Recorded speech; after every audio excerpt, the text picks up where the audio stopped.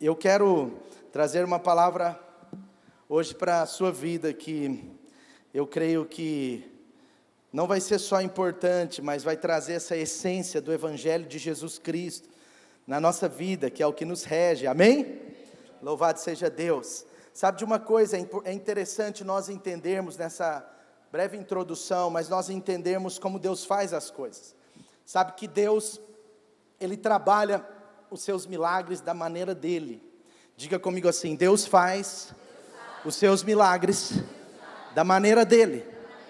Amém? O que importa é que ele faz. Jesus curou deficientes visuais de maneira diferente, né? Teve um que ele cuspiu no chão, ele pegou aquela, tipo uma lama feita pelo seu próprio cuspe naquela terra, e ele passou os olhos e falou para ele: ó, você vai ter que andar um pouco. Sabe, é interessante como que Jesus faz as coisas. Por exemplo, as escrituras mostram principalmente 4 milagres de cura de leprosos. No Novo Testamento, 2 dos milagres de cura de leprosos são muito diferentes. E você percebe em Mateus 8, como Jesus cura aquele leproso. Mateus 8, no versículo 1, diz que Jesus desce do monte, as multidões estavam seguindo. No versículo 2 de Mateus 8 diz assim: um leproso aproxima-se de Jesus, ajoelha e fala assim: Senhor, ele adora Jesus e ele fala: Senhor, se podes me cura, se podes me purifica. Sabe, a vida de um leproso era muito difícil. Em Levítico mostra o que um leproso deveria, qual as regras, protocolos, quais os protocolos um leproso deveria seguir. Não é como nossos dias que a hanseníase ela tem certo controle, mas naquela época não. Infelizmente, para proteger o povo de não pegar a doença, os leprosos eles tinham que seguir uma lei específica. Eles tinham que morar fora da cidade. E quando eles entravam na cidade, eles não podiam entrar assim de calça, de camisa comprida, eles tinham que entrar ou de uma roupa curta, que naquele contexto da época não era comum. Eles tinham que entrar com camisetas, com bermuda, e eles tinham que mostrar que eles eram leprosos, e eles tinham que andar nas calçadas, nas ruas, dizendo assim: ei, doente passando, ei, leproso, leproso, leproso. Eles tinham que ficar declarando o que eles tinham, como se eles fossem aquilo. Era uma situação muito difícil. Imagina só, tenta se imaginar numa situação dessa. Você saindo na rua, você tem que rasgar suas roupas, você tem que tirar um pedaço dela, para mostrar uma certa deficiência física, justamente para que ninguém pudesse se aproximar. A vida de um leproso era difícil demais, não só nas suas relações sociais, mas era difícil até para o seu interior. Eram pessoas que, por questão da sua doença, eles tinham que se auto-rejeitar, eles tinham que se rejeitar diante de todos. Era uma situação muito difícil, mas Jesus, ele pega esse leproso, e a Bíblia diz no versículo 3, que Jesus estende as mãos, toca nele, e ele diz: eu quero curá-lo. E a palavra de Deus diz no versículo 3 de Mateus 8, imediatamente ele foi curado. Está comigo aí? Imediatamente.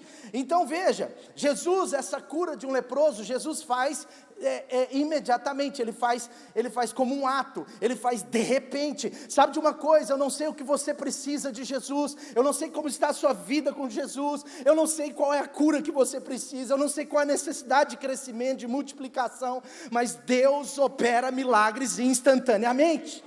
Deus opera curas de repente. Quantas vezes nós vemos aqui na igreja, nós vemos nas nossas células, aqui na celebração, pessoas que saem daqui curadas por Deus. Basta um toque de Jesus na sua vida. Sabe de uma coisa, mas nós não podemos nos fechar só nessa forma. Jesus também cura por processos. Diga comigo, processo. E você percebe que enquanto em Mateus no capítulo 8, Jesus cura de repente, instantaneamente, em um segundo, Em Lucas 17, uma outra situação acontece, eu vou resumir para você, mas em Lucas 17, a Bíblia diz que ali tinham 10 leprosos, porque entre eles podiam ficar, e ali esses 10 leprosos, eles se dirigem a Jesus, e eles chegam para Jesus, e com muito respeito, eles ficaram a certa distância de Jesus, isso está em Lucas 17, versículos 12, e eles começam a gritar: Jesus, filho de Davi, Jesus Cristo, nós sabemos que você cura, cura-nos. Mas nesse caso, Jesus não os cura instantaneamente, Jesus não os cura de repente. Jesus vira para eles e diz assim: olha, caminhem, entrem na cidade, vão caminhando e vão até lá no sacerdote, porque o sacerdote naquela época era quem comprovava a cura de um leproso, o sacerdote é que dava o diagnóstico. E eles falam, e Jesus fala para eles assim: vai, caminha. E olha o que interessante, o que diz no versículo 14, diz assim, que ele fala, vá até os sacerdotes. Agora olha o que diz aí: enquanto eles caminhavam, está escrito aí? Enquanto eles caminhavam, enquanto eles estavam a caminho do sacerdote, enquanto eles estavam na jornada, eles eram purificados, eles eram curados, amém? Então a Bíblia está dizendo: olha, esses não foram curados instantaneamente. O que eu quero dizer para você? Jesus cura instantaneamente, mas Jesus também cura através de processos. Jesus cura uma pessoa de repente, Jesus pode usar um médico, uma cirurgia, Jesus cura do jeito que Ele quiser, mas o mais importante é que Ele cura. As pessoas são salvas por Jesus de maneiras diferentes. Tem pessoas que são salvas com um choque, com uma coisa assim, pá, como foi a vida do apóstolo Paulo, antes Saulo. Ele é salvo ali numa estrada, meio que de repente, Jesus se revela, parece. Mas tem pessoas que vão se apaixonando pela igreja, se apaixonam por você, por mim, pessoas que vão querendo entender mais de Deus, como foi Nicodemos. Ele senta com Jesus, ele conversa com Jesus, ele aprende sobre Deus, ele quer saber mais quem era Jesus, como era a salvação. E você percebe nas escrituras que Nicodemos uma hora se converte, mas não na primeira vez. Ele não se converteu a Cristo, ele não foi salvo nesse aspecto, né, do processo. De repente ele vai caminhando até ser salvo. Sabe o que eu quero dizer para você? Não importa o processo, não importa se é instantaneamente, importa quem Cristo é na nossa vida. Importa é o que Ele vai fazer na minha vida e na sua vida. Jesus pode curar você numa oração, Jesus pode multiplicar os seus recursos numa oração, Jesus pode fazer algo milagroso na sua vida, no seu lar, na sua família, com uma oração, com um toque, mas Ele também pode querer um processo até a cura. Amém? Você vê no Velho Testamento que tem também duas histórias, e as duas histórias no Velho Testamento parece que Deus escolheu fazer a cura de leprosos por meio de processo.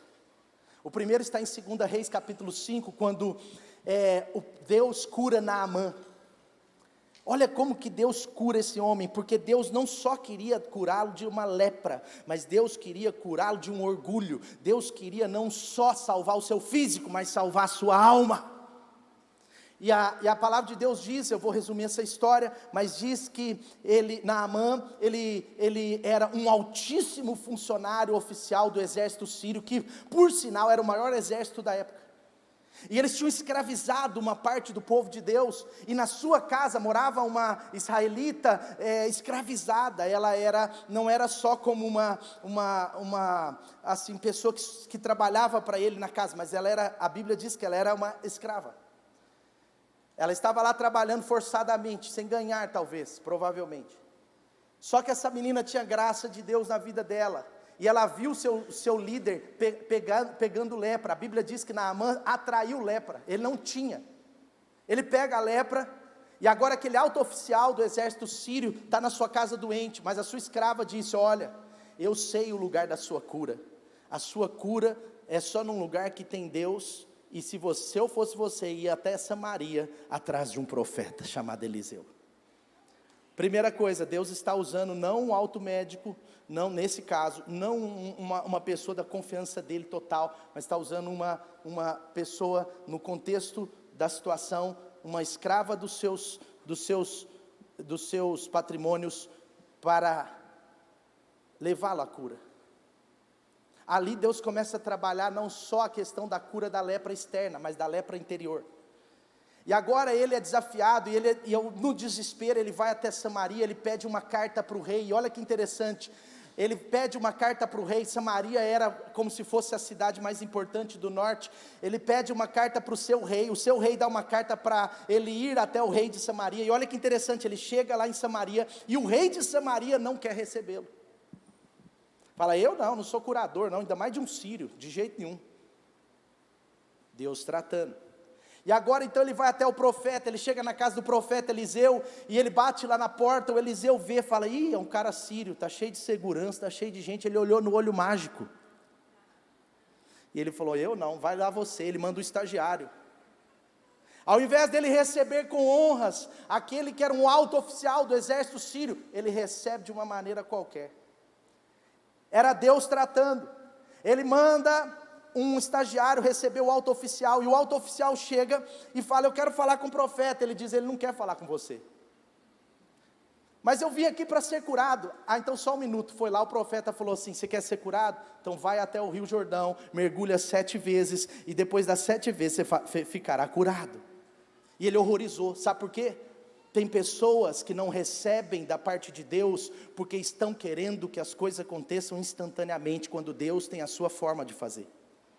Deus pode nos curar instantaneamente, Deus pode nos colocar num processo, Deus pode fazer-nos crescer de forma especial, rapidamente Deus pode nos fazer crescer de certa forma, passo a passo, sabe, Deus pode prosperar a sua vida, mudar a sua circunstância na área financeira, do dia para a noite, mas Deus pode fazer isso em 5 anos, em 10 anos, mas nós precisamos entender que Ele faz, e o nosso papel é submeter ao seu processo. E Deus tinha um processo para Naamã, mas Naamã disse, eu não, de jeito nenhum, não vou mergulhar num rio que é mais sujo do que os rios lá da Síria, lá tem rios melhores, não, vamos embora para casa. Aí um dos seus servos, um segurança, ou um carregador de malas, virou para ele e falou assim, Naamã, mas pelo amor de Deus, será que não basta você fazer 7 mergulhos para você ser curado? Em outras palavras, falou assim, Naamã, submeta-se ao processo de Deus para a sua vitória, para o seu milagre.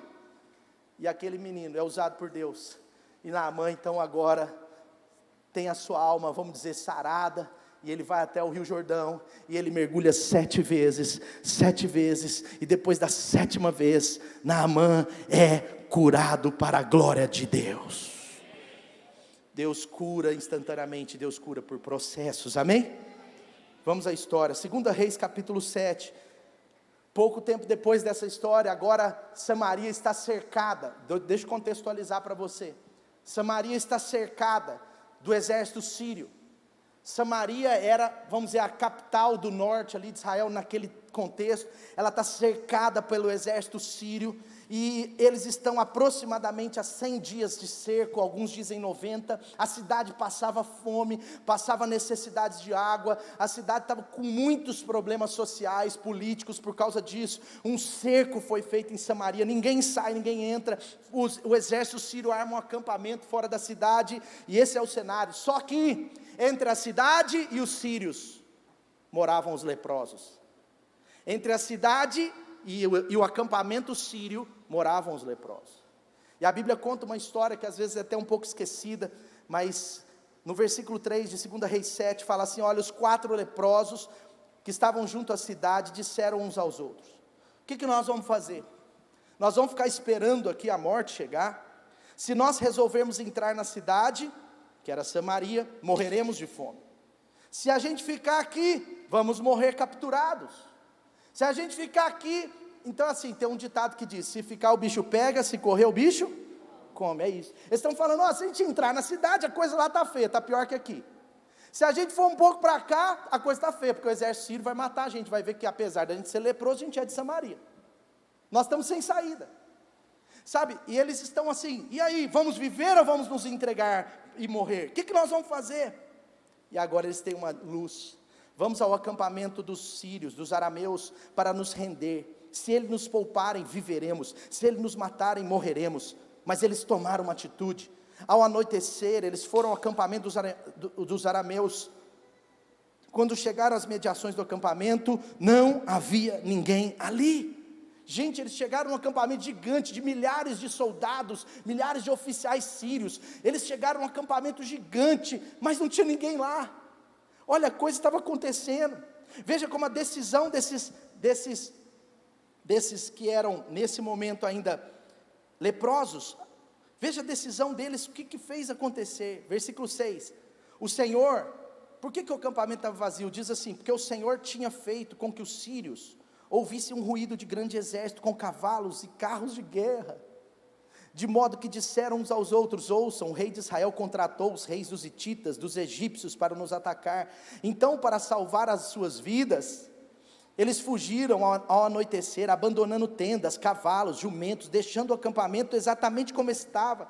E tendo chegado às imediações do acampamento, os leprosos entraram nas tendas, comeram, beberam, pegaram prata, ouro, roupas, saíram para esconder as coisas que pegaram. Depois eles voltam de novo, entram noutra tenda, pegaram o que quiseram e esconderam isso também. Mas agora, no versículo 9, de repente eles disseram uns aos outros: espera aí, nós não estamos fazendo certo.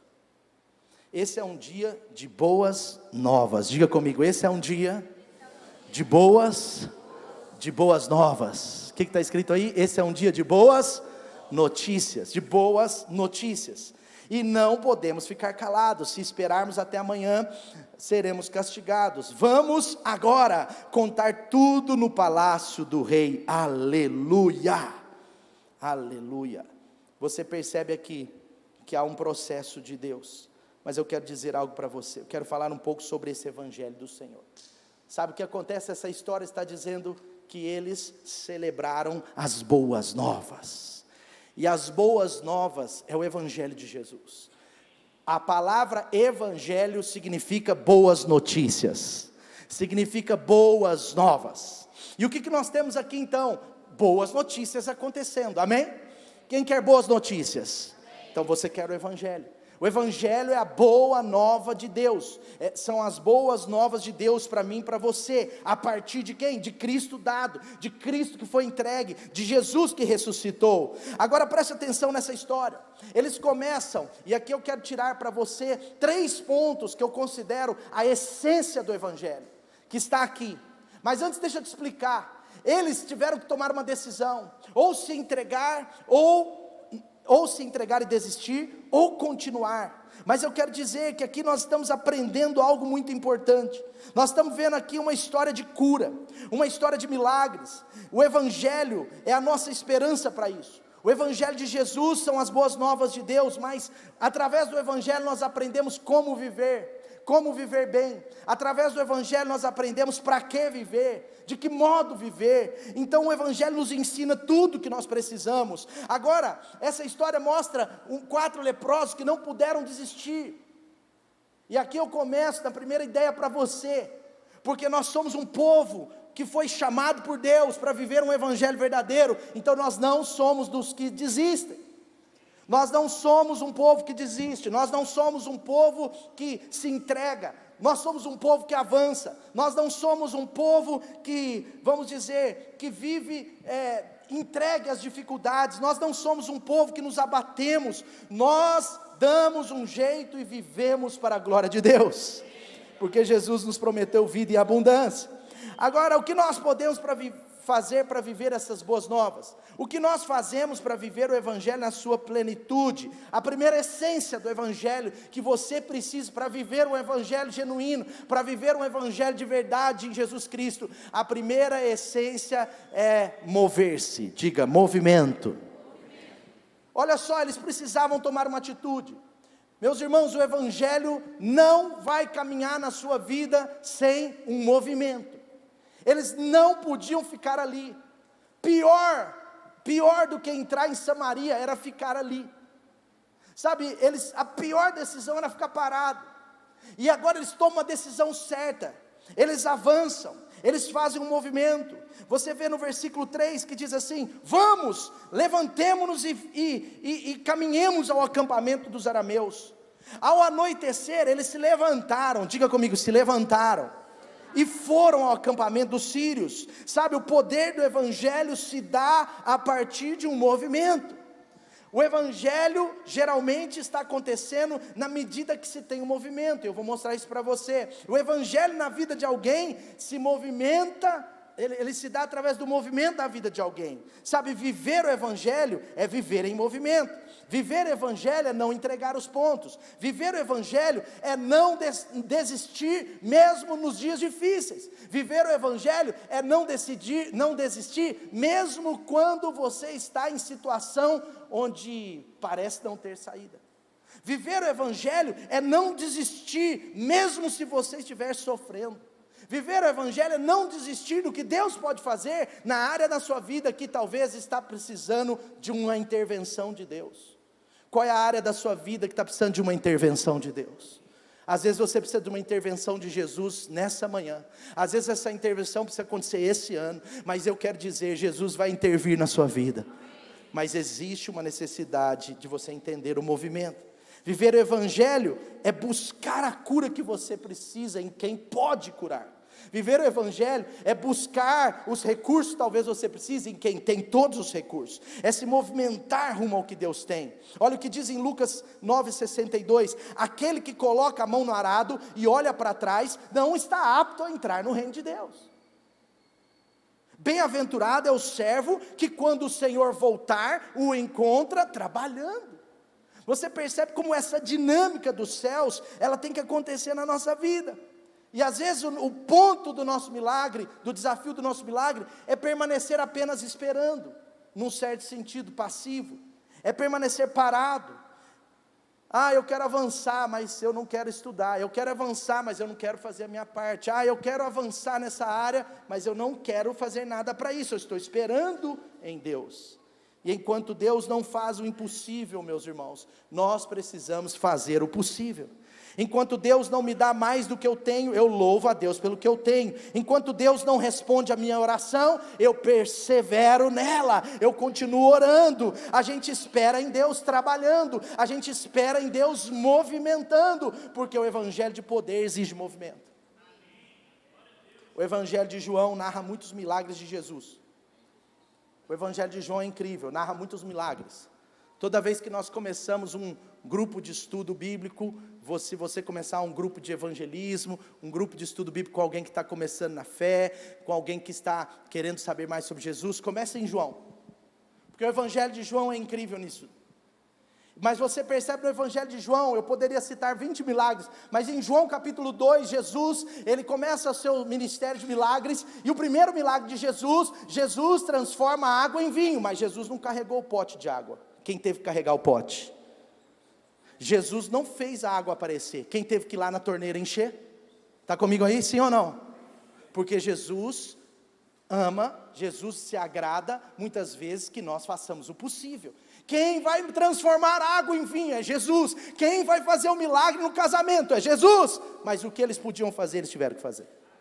Jesus não distribuiu o vinho. Jesus não colocou água no pote. O pote teve que ser cheio pelos serviçais. Outra coisa, quando você acompanha o capítulo, o Evangelho de João, em João capítulo 6, a história da primeira multiplicação dos pães. 5.000 homens para ser alimentados. Jesus podia criar pães das pedras, sim ou não? Até o diabo sabe disso, porque o diabo tentou fazer Jesus, Jesus, transforma as pedras em pães, porque o diabo sabia que ele podia ou não podia? Jesus podia dar um estalar de dedos e chover pão do céu, sim ou não? Lá no deserto, Deus não mandava todo dia pão do céu? Está comigo aí, gente? Mandava ou não?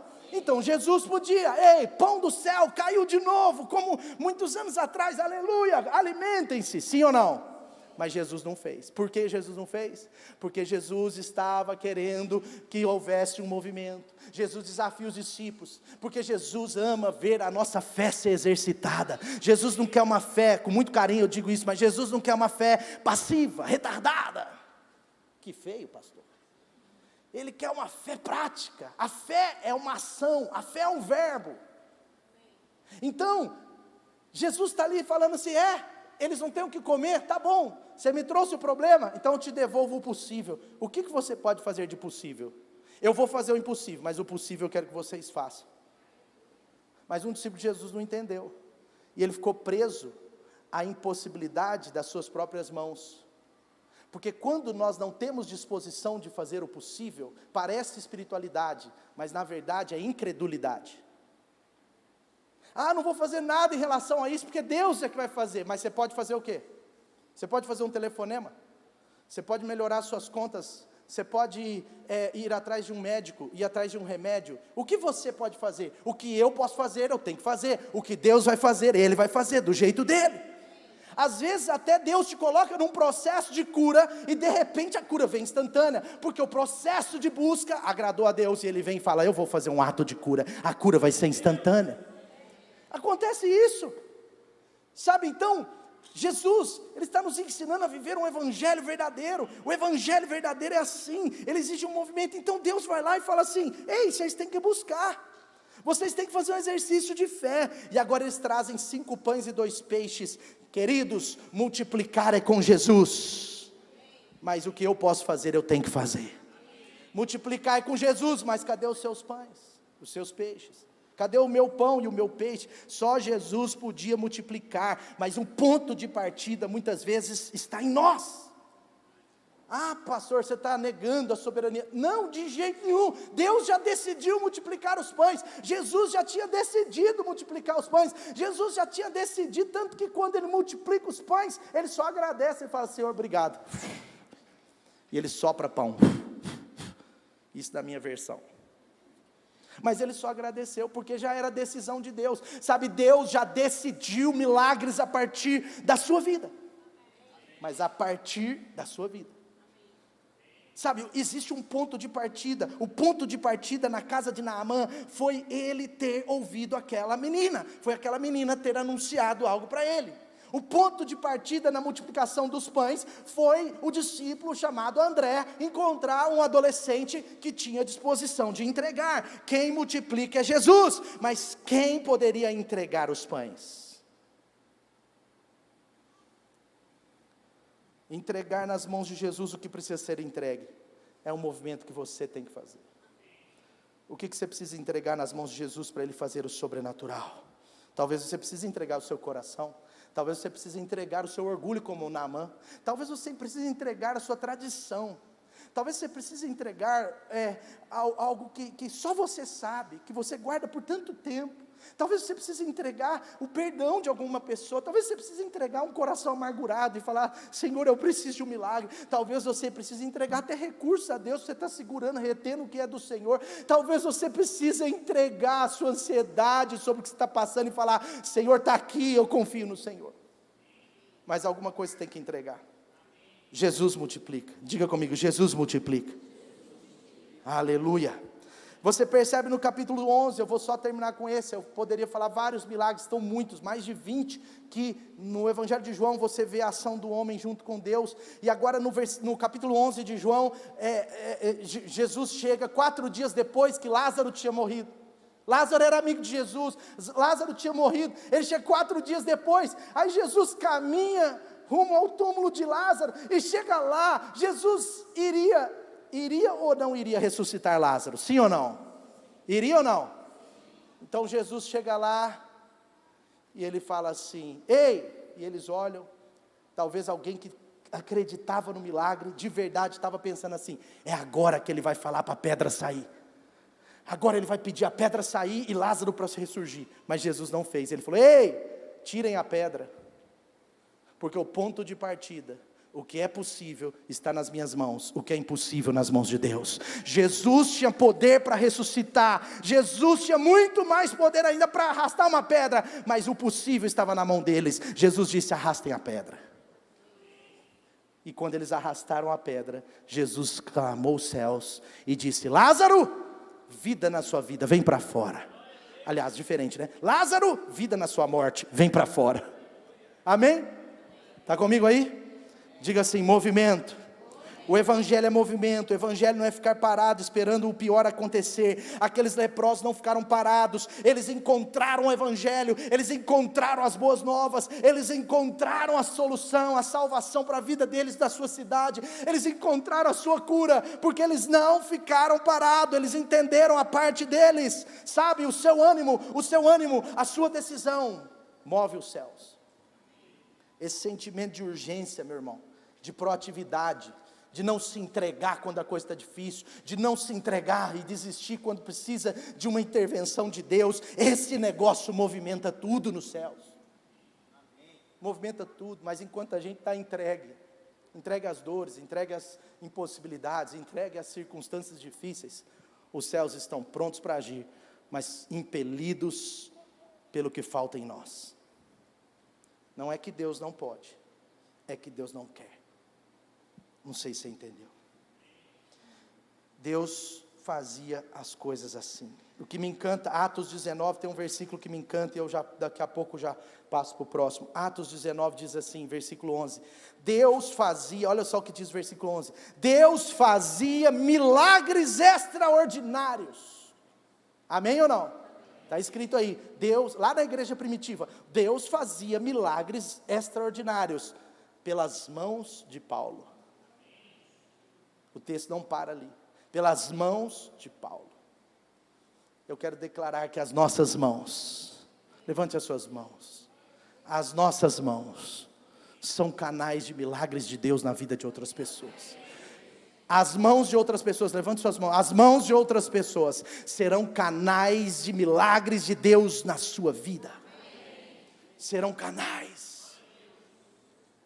Olha o que ele diz, de modo que os lenços, os aventais de Paulo, eram levados e colocados sobre enfermos, e eles eram curados das suas doenças, e os espíritos malignos saíam dele. Então, hoje, eu quero te mostrar essa primeira poderosa característica do Evangelho de Jesus, essa essência do Evangelho que você não pode perder: movimento. Qual é o movimento que você precisa fazer? Qual é o passo que você precisa dar rumo ao que Deus precisa fazer? Qual é o ponto de partida? Qual é o peixe? Qual é o pãozinho que você precisa entregar? Qual é a pedra que você precisa remover? Tem alguma área da sua vida, meu irmão, meu amigo, minha amiga aqui nessa manhã, qual é a área da sua vida que está parada demais, que está esperando demais? Qual é a área da sua vida que precisa de uma intervenção de Deus, mas que talvez hoje de manhã você precisa falar: Senhor, eu quero entrar nesse processo, eu quero dar algum passo, eu vou pedir ajuda, eu vou até o acampamento do inimigo, eu vou fazer alguma coisa, porque o Senhor vai honrar a fé prática. O exercício de fé traz perseverança, e a perseverança traz um caráter aprovado, traz uma integridade que Deus gosta. Sabe, o que você precisa entregar para Deus para que haja um milagre da multiplicação? Meu irmão, às vezes o ponto de partida para o seu milagre é apenas buscar o possível, e você verá o impossível. Vou repetir, às vezes o ponto de partida do seu milagre é apenas buscar o possível, e você vai ver o impossível. Amém? Diga comigo, movimento. Voltando à história, versículo 5, vamos continuar, 2 Reis 7. Versículo 5 diz assim, olha que interessante. Ao anoitecer, eles saíram para ir, quem? Os leprosos. Olha o que a Bíblia diz, anoitecendo, eles falaram: vamos agora. Por quê? Porque eles queriam ir no acampamento, eles estavam com medo de ser vistos, então esperaram virar a noite para eles irem escondidos até o acampamento sírio. Ao anoitecer, eles partiram, eles levantaram e foram até o acampamento dos sírios. Tudo bem até aí? Agora veja o versículo 6, enquanto eles têm um movimento, Deus já está movimentando junto, você não percebe, mas o poder de um exercício da fé é o liberar de Deus do outro lado. Eu vou te mostrar nesse texto. Olha o que diz o versículo 6. O Senhor tinha feito os arameus ouvirem ruído de um grande exército de cavalos, som de guerra, carros de guerra, de modo que disseram uns aos outros: olha, sujou. Os hititas, os egípcios, todos se reuniram contra nós. Olha o que Deus fez. Deus fez com que o exército celestial fosse ouvido no natural. E os sírios começaram a ouvir barulhos de cavalos, eles começaram a entrar em desespero, e agora eles reuniram os soldados, eles pegaram uma mochilinha e saíram todos correndo, desesperados. Diga comigo, todos. todos, eles fugiram, eles deixaram o acampamento lá com ouro, prata, roupa, com comida, com tantas coisas, eles estavam num outro nível de vida, e agora eles deixam tudo para trás, e eles fogem. Essa é a história. Agora veja o versículo 7, aqui está o ponto. Para salvar as suas vidas, quem? Os sírios, para salvar as suas vidas, fugiram ao? Eita, pegou ou não? Sim ou não? O Guilherme já pegou, ele tem um entendimento desses tipos de batalhas. Vou repetir, eu só estou lendo o texto. Para salvar as suas vidas, eles fugiram ao anoitecer, abandonando as tendas, os cavalos, jumentos, deixando o acampamento exatamente como estava. Sabe o que eu quero te explicar, meu irmão? Presta atenção. Enquanto os leprosos estão aqui parados, não aconteceu nada. Quando os leprosos fazem um movimento de fé, decidem ir, e eles falam 3 horas da tarde, 4 horas da tarde, olha, vamos pegar nossas mochilinhas, vamos pegar o que a gente puder, porque daqui 2 horas o sol vai se pôr, e nós iremos até lá. Quando eles decidem ir, quando eles se levantam para ir, Deus manda o exército para cá. E lá no acampamento o exército está invadindo, 5 horas da tarde, aquele barulho, eles vão nos atacar quando o sol se pôr, e de repente, quando o sol está se pondo, o exército sírio está fugindo, e os leprosos estão a caminho, e quando os leprosos chegam, não tem nada no acampamento, não tem ninguém no acampamento. Ei, quem entendeu? Sabe o que aconteceu? Isso é normal no reino de Deus. E aqui eu falo da segunda essência do evangelho. Diga comigo, confiança. Mais alto, confiança. O evangelho é movido por confiança. Quando o povo sai do Egito, a palavra de Deus diz lá em Êxodo que quando o povo saiu do Egito, eles foram rumo ao Mar Vermelho. E chega perto do Mar Vermelho, o exército de Faraó saiu. Só que o exército de Faraó estava achando que teve uma boa ideia. Mas sabe quem deu a ideia para o exército de Faraó? Foi o próprio Deus. Era uma boa ideia para Deus, não para eles. É uma boa ideia para o povo de Deus, não para eles. Quantos estão entendendo? Sim ou não? Fugir do acampamento era uma boa ideia para os sírios, era uma boa ideia para Deus e não para os sírios. E agora o exército de Faraó, a Bíblia diz que Faraó convoca todo o seu exército, oficiais, cavalos, armas, todo o seu exército. A Bíblia diz que ele colocou o máximo possível, tinha 600 cavaleiros oficiais, e eles foram rumo ao povo de Deus, e eles estão chegando no Mar Vermelho, Quando estão quase chegando no Mar Vermelho, sujou porque o mar está na sua frente. Aí Deus fala assim para Moisés, cara, você pode estender o seu cajado, porque esse mar vai se abrir. E a Bíblia diz, preste atenção nisso, que quando Moisés estendeu o seu cajado, ao ocidente, ele estava do lado de cá do mar, Deus veio com um vento forte do oriente. Eu vou repetir, Moisés estava do lado de cá, certo ou errado? Ele estende o cajado, sim ou não? O mar se abriu de lá para cá. Quantos estão entendendo? E aí Moisés pôs o povo em oração. Moisés falou, ora porque eu estendi meu cajado e não está abrindo. Ele não falou isso não, mas dá a entender. E a Bíblia diz assim, por que você... Aí Deus fala assim com Moisés, Moisés, por que você pôs o povo para orar?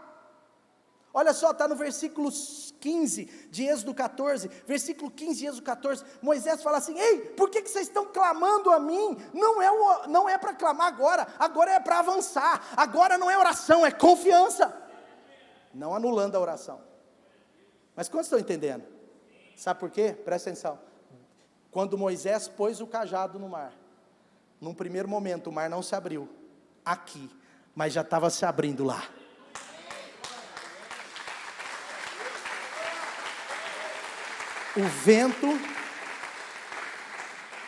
O vento do seu milagre já começou a soprar. O vento do crescimento explosivo da sua célula e dessa igreja já está soprando. Está abrindo lá. A sua cura já está pronta. Está abrindo lá de lá. Ela já está vindo lá de lá. Deus, a Bíblia diz claramente que veio um vento do Oriente e foi abrir no mar. Isso está no versículo 21, o mar foi se abrindo até que o povo atravessou em terra seca, com um vento oriental que soprou a noite inteira e repartiu as águas. Meus irmãos, eles atravessaram a noite inteira, a noite toda, mas sabe o que aconteceu? 6 horas da manhã, eles estavam chegando do outro lado, e o exército de Faraó estava no meio do negócio, do mar. Aí sabe o que Deus fez? Virou o vento que vinha do Oriente para o Ocidente. Agora Deus pega o vento do Ocidente para o Oriente, e o mar vai adentro, e todo o exército de Faraó morreu e sucumbiu. Está aí comigo ou não? E no versículo 31 diz que Israel viu o grande poder do Senhor contra os egípcios. Temeu o Senhor, olha o que diz o versículo 31, temeu ao Senhor e colocou nele toda a sua, confiança é a segunda essência do Evangelho. Sabe, confie no poder de Deus. Você pode não estar vendo, você pode estar na primeira volta, as muralhas de Jericó não caíram na 7ª volta, cuidado com o que eu estou falando. Contextualize. As muralhas de Jericó começaram a cair na primeira, continuaram caindo na segunda, continuaram na terceira, na quarta, na quinta, na sexta, e na 7ª é que eles viram ela cair. Pegou a ideia? Sim ou não? Por que a gente para na segunda? Porque a gente está olhando com os olhos naturais. Se você olhar com os olhos naturais, o mar não está se abrindo, mas com os olhos da fé ele está se abrindo, continua com o cajado erguido sobre ele.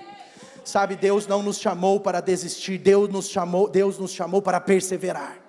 Deus não chamou a gente para abandonar o arado. Maldito é o que abandona o arado. Deus está falando, ele é maldito, o que olha para trás abandona, não pode. Ele está falando, você precisa continuar, você precisa trabalhar para Deus, você precisa se movimentar, porque Deus está vendo, porque Deus está considerando isso. Moisés, não abaixa o cajado. Moisés estava dizendo, ei gente, eu estou aqui com o cajado, mas não está acontecendo nada não, começa a clamar aí gente, clama, e Deus está falando, para Moisés, não clama, avança, anda Moisés.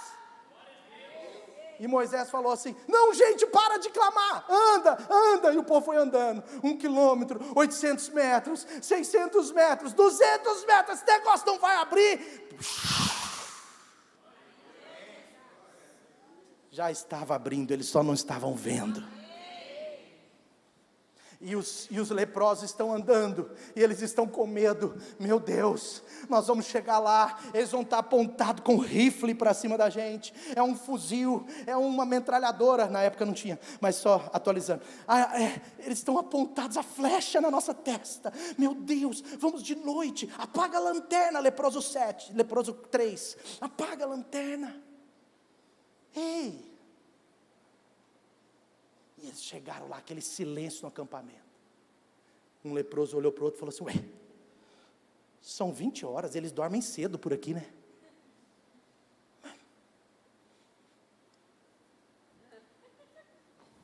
Abriram a primeira tenda, ouro, prata, comida de todo jeito. Diga comigo, o Evangelho é conquista. O Evangelho é cuidado. Deus cuida do seu povo, Deus cuida da sua vida, o Senhor é o seu pastor e nada te faltará, tem comida te esperando, tem ouro, prata te esperando, tem conquistas nos esperando, o Evangelho é verdadeiro. Se Jesus disse, eu vim para que tenham vida e a tenham em abundância, é porque é verdade, é completo. O Evangelho muda uma vida, muda uma pessoa, muda a nossa história, mudou a sua história. A maioria das pessoas no mundo, no terceiro mundo do mundo inteiro, a maioria da pessoa nos países de terceiro mundo do mundo inteiro, a maioria absoluta que tem um encontro com o Evangelho, mudam de classe social. Não é à toa. Porque é o Evangelho muda a vida da gente. Aquele que roubava não rouba mais, aquele que mentia não mente mais, aquele que gastava dinheiro à toa não gasta mais, não tem vista, sendo liberto, Deus está abençoando. Agora ele aprende a administrar, porque Jesus ensinou, falou, olha, antes de você atacar ali, você precisa ver com quantos soldados você vai atacar, você tem que planejar. Jesus falou sobre planejamento, a gente tem a sabedoria em nós, a gente tem o sobrenatural em nós, a gente tem Jesus em nós, a gente tem a esperança, a gente não desiste, nós somos o povo mais resiliente da terra. E se você quiser ser um de nós, seja bem-vindo ao mundo da resistência. Mas não é uma resistência sozinho. Você sabe quem está com você. Sabe, eu quero dizer para você, enquanto a gente decide avançar, Deus já avançou por nós. Enquanto a gente se move, Deus já se moveu. Enquanto você está trabalhando, Deus já trabalhou.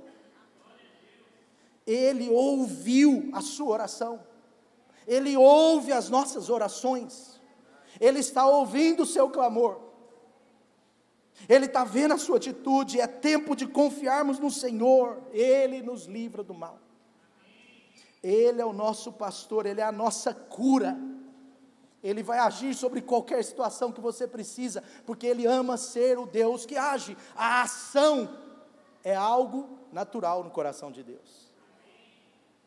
Porque a Bíblia diz que até mesmo se a gente colocar sentinelas na cidade, se Deus não guardar a cidade, em vão eles estão lá. Porque um sentinela acordado não chega aos pés de um Deus vivo. Pode colocar, mas é Deus que faz. Sabe, decide, meu irmão, decide comigo viver um evangelho com confiança. Por que eu estou te pedindo isso? Porque se você viver o evangelho com confiança, você verá as maravilhas de Deus. Os milagres do evangelho têm a ver com a nossa confiança. Primeira coisa, diga comigo, movimento. Segundo, confiança. E por último, continuando a história, capítulo 8, capítulo 9. Capítulo 8, eles chegam lá, eles entram numa tenda, levam comida, bebida, ouro, prata, roupas. Na outra tenda eles pegaram tudo o que eles queriam. Agora olha no versículo 9, eles estão lá, gente, prosperando, sendo abençoados, eles estão agora sendo curados, eles estão novos na vida, o evangelho que muda. Olha, e agora eles estão falando, uau, o evangelho de Jesus, a boa notícia do evangelho, a boa notícia do Cristo em mim, aleluia, eles estão felizes. Mas no versículo 9, eles caem em si, e diz assim, ei, pera, nós não estamos agindo certo. E quando eu estava lendo, eu falei, ixi, eles vão falar que não estão agindo certo, porque eles pegaram muitas coisas, devia ter pegado só um pouco. Mas não tem nada disso. Esse é um dia de boas, está comigo aí, versículo 9, esse é um dia de boas novas. Não podemos ficar... Bom dia, está calor aí? Você está orando, né? Nós estamos com muita batalha com a CEMIG. Eu acho que existe uma potestade que deve chamar CEMIG. Eu acho. Ou tem uma potestade que eles trabalham junto. Mas vai vir, gente. Amém? A gente não desiste. Amém? E a nossa parte a gente está fazendo desde outubro. E a gente vai continuar fazendo essa semana. Se quiser, vai comigo. A gente vai lá para a porta. 800 pessoas da Light, põe faixa, põe tudo, começa a gritar. Vão no limite? Protesto? Brincadeira. Pior que tem gente que leva a sério, amanhã tem 10 da Light lá. Pastor, cadê você? Já estou aqui, joguei o meu tênis na janela do diretor. Meu Deus, calma. Está quase, segura aí, vamos lá comigo, versículo 9, vamos gente, versículo 9, é um dia de boas notícias, boas novas, e não podemos ficar calados, vamos imediatamente contar tudo. Meu irmão, a grande questão da essência no evangelho está aqui nesse texto. O evangelho é anunciar as boas novas, é compartilhar. Esses caras entenderam o que Deus estava fazendo. Quando nós entendemos o que o Evangelho fez na nossa vida, nós não podemos retê-lo só para nós. Quem entende a verdade, quem entende o poder do Evangelho, entende que não pode ficar com isso só para si. É necessário compartilhar. Nós estamos aqui, usufruindo. Olha quanto banquete, agora é tudo nosso. Deus nos livrou da morte, nós movimentamos, nós confiamos, Deus fez, aleluia. Mas um dos leprosos falaram, não é aleluia assim demais não. Só vai ser aleluia e glória a Deus, se a gente não ficar calado, se a gente voltar. E você vê que no Evangelho, você vê que no Novo Testamento, o Evangelho é essa mensagem da proclamação da salvação de Jesus. A palavra Evangelho tem a ver com isso, boas novas. E qual é a maior boas novas? Qual é a principal boas novas? Quando a gente fala boas novas do Evangelho, não é sobre recursos, não é sobre essas conquistas, é sobre o mais importante, é conhecer o Deus libertador, o Deus que livrou aquela cidade da morte, o Deus que livrou Samaria da fome e da morte, é o mesmo Deus que livra aqueles que recebem a mensagem. Então, eles não podiam só eles experimentar a salvação, eles não podiam só ficar com a vida para eles, tinha uma cidade para ser salva. Meus irmãos, tem uma cidade ao seu redor para ser salva, tem um prédio que você mora para ser salvo, tem um pai na sua casa que precisa da salvação, tem um filho, tem um primo, tem um tio, tem até sua sogra talvez. A minha já foi salva, claro, aleluia por isso. Já era uma mulher boa, se tornou muito melhor. Sabe, ninguém mais receberia o que eles estavam recebendo se a cidade ficasse presa. E não foi fácil não. Nos versículos seguintes, depois você pode meditar na sua casa, eles voltam para a cidade, eles chamam os sentinelas, falam, olha, tem libertação para nós, e eles falam, tem libertação para vocês, porque nós já fomos libertos, curados, nós já experimentamos o Evangelho, mas vocês estão presos aí dentro, porque o diabo tentou que eles ficassem no acampamento, como o diabo nos tenta que a gente viva na nossa bolha do Evangelho. Mas o Evangelho não é uma bolha, o Evangelho é poder de Deus aos outros. O Evangelho não é uma bolha, o Evangelho é anunciar, anunciar as boas novas. O Evangelho não pode ser uma bolha, o Evangelho é para fora. O Evangelho tem que ser anunciado. Isaías já disse sobre isso, quando o profeta Isaías viu Jesus, o profeta Isaías, lá em Isaías 52, versículo 7, se não me engano, Isaías, quando ele viu Jesus, ele falou assim, bem-aventurados são aqueles que os seus pés anunciam a salvação, bem-aventurados os pés daqueles que anunciam as boas novas do Senhor. Meu irmão, a igreja local é a esperança do mundo, porque ela é a mensageira das boas novas, e essa essência não pode ser perdida, porque ela é a essência do Evangelho. Como são belos os pés daqueles que anunciam as boas novas, Isaías 52, 7, que proclamam a paz, que trazem boas notícias, que proclamam a salvação e dizem a todos, o Senhor reina, aleluia, amém? Aleluia. Sabe, queridos, para concluir eu quero dizer para você, em breve eu vou ter oportunidade de conhecer pessoalmente, mas lá em Israel tem o mar da Galileia, e tem o mar morto. A diferença dos dois é bem simples. O mar da Galileia é o mar mais vivo da região. É um lago, a água, dizem que ela é mais para o doce do que o salgado, eles chamam de mar da Galileia, mas é o mar, vamos chamar de mar, é o mar da vida. Porque as águas que descem até o mar da Galileia, elas passam pelo mar da Galileia, geram vida, tem comida, tem bebida, tem ouro, tem prata, tem tudo, mas não para ali. As águas que passam pelo mar da Galileia, elas continuam. Só que tem um outro mar em Israel chamado Mar Morto. E eu não sei se você já viu nos filmes por aí, nas redes sociais ou na televisão, mas o Mar Morto tem épocas do ano que ele fica tão salgado, mas tão salgado que as pessoas conseguem quase que boiar naquele sal sem saber boiar. É uma boa notícia para quem não sabe boiar. Lá você vai saber boiar. E aí você tira a foto e fala, boiei. Mas sabe, o Mar Morto, ele é conhecido como Mar Morto, por quê? Porque ele recebe a água, mas ele não passa água. Em outras palavras, a natureza está nos ensinando, está nos mostrando que quem compartilha vida, vive, quem retém a vida, morre. Deus te deu o evangelho para ser compartilhado. Deus te deu o evangelho para ser compartilhado.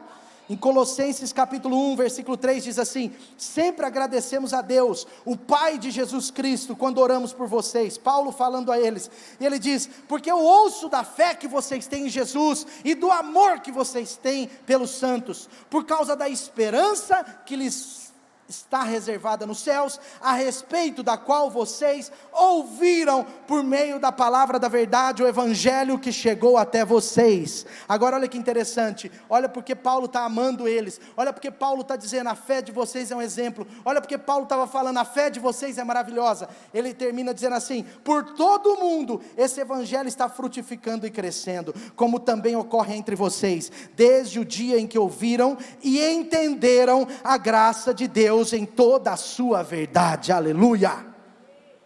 O que eu quero dizer com isso? Sabe por que eles cresceram? Sabe por que o evangelho cresceu? Porque foi entendido na sua plena verdade. Meus irmãos, chegou o tempo de crescermos como nunca antes.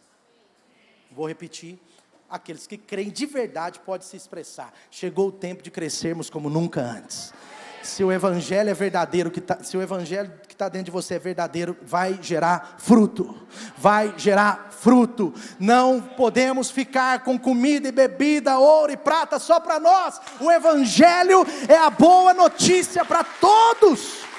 Nós vamos para fora, nós vamos abrir as nossas células mais, abrir essa igreja, nós vamos receber pessoas diferentes, novas de todo jeito, porque o evangelho que nos transforma, o evangelho que nos muda, o evangelho que nos transformou, vai transformar multidões. Ele não pode ficar só conosco, amém? Levante o seu lugar comigo e diga assim, levante do seu lugar comigo e diga assim, movimento, confiança, compartilhamento, amém? Quantos estão prontos para viver o evangelho completo, o evangelho de Deus, esse evangelho onde você se movimenta, a fé é um movimento, onde a sua confiança faz você não desistir, e onde o seu anúncio faz a cidade ser liberta.